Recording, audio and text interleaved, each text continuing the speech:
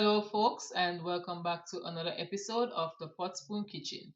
In today's episode we are making tutti frutti, also known as mixed fruits, and we are going to be able to control the sugars and the colors according to your own preference. No longer will you have to accept what you purchase at the grocery store, but you can make a product that would make you happy. We are making this from 3 ingredients that are sustainable and can be found anywhere in the world. Let's get into making our amazing tutti frutti.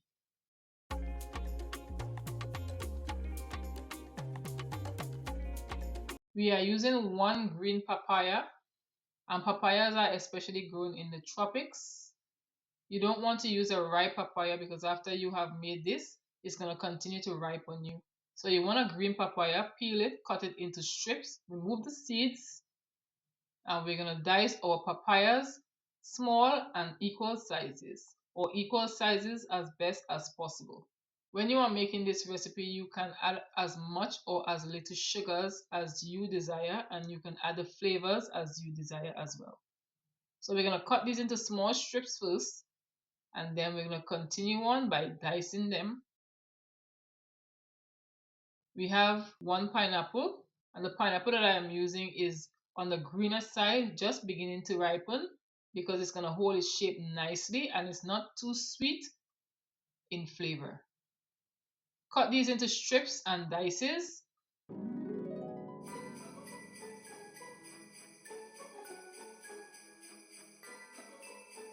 We're going to remove the core of the pineapple, and this is the final product.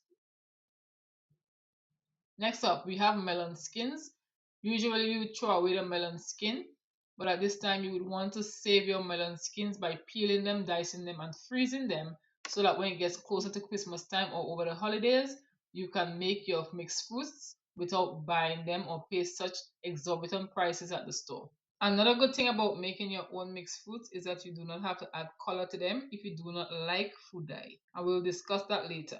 We are ready to assemble our tutti frutti, also known as glazed fruits. So we have our papaya, equally diced. We have our pineapple, and we have our melon skins. And right here we have some citrus that we're going to be making mixed peels, citrus peels. We have a pot of boiling water, and the first fruit we're going to start off is the papaya, because the papaya has a bitter taste to it, and you want to extract that before you add the other fruits, because if you add it with the other fruits, they're definitely going to be taking up the bitterness, and you don't want that. So I'm going to cook this out for about 2 times. Strain, rinse, and add back to the pot, and I'm going to do that off camera.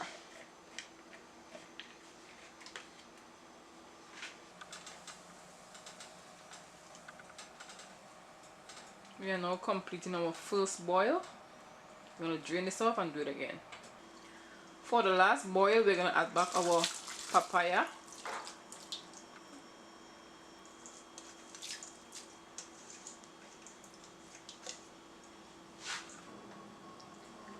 And because the water is less bitter, we're going to add the pineapple.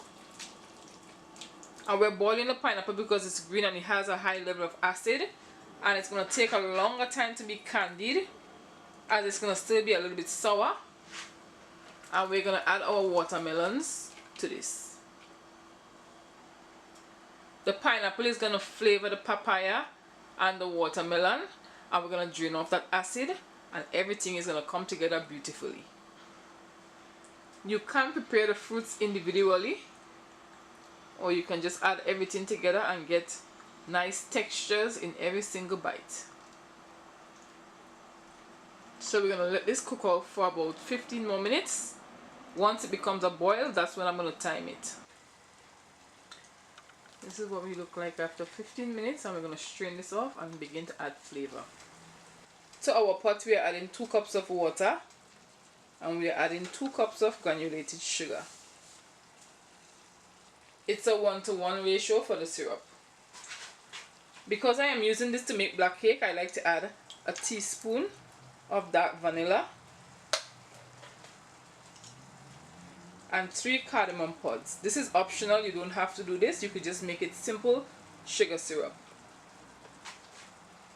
I'm going to bring this up to a simmer and allow the cardamom pods to extract the flavors, remove them, and then I will add the fruits to it. I've removed the pods and we're going to add back our fruits.